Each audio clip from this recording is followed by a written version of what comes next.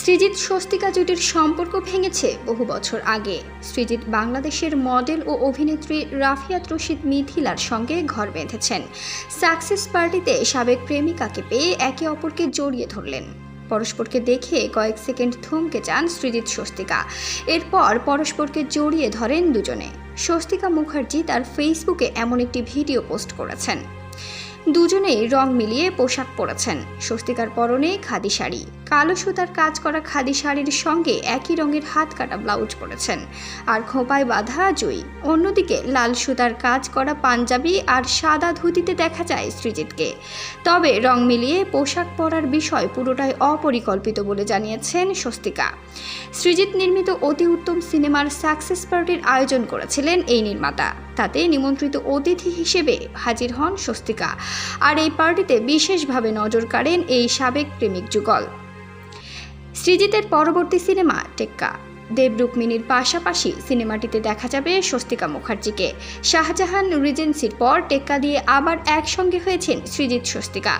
সৃজিতের সিনেমায় অভিনয় করার বিষয়ে সংবাদ মাধ্যমে বক্তব্য দিয়েছিলেন এই অভিনেত্রী।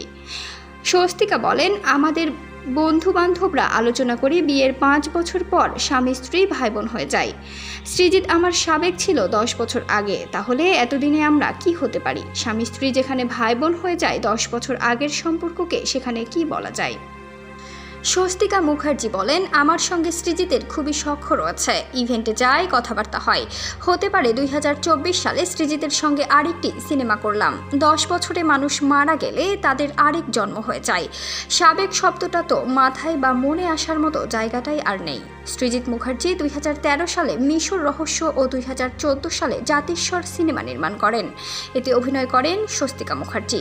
সিনেমা নির্মাণ করতে গিয়ে এই অভিনেত্রীর প্রেমে পড়েন সৃজিত। তখন পরমব্রত চ্যাটার্জির সঙ্গে মাত্র প্রেমের সম্পর্কের বিচ্ছেদ হয়েছিল এই নায়িকার।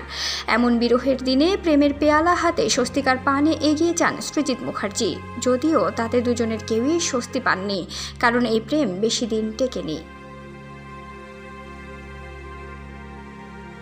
প্রিয় দর্শক, আজকের মতো এ পর্যন্ত।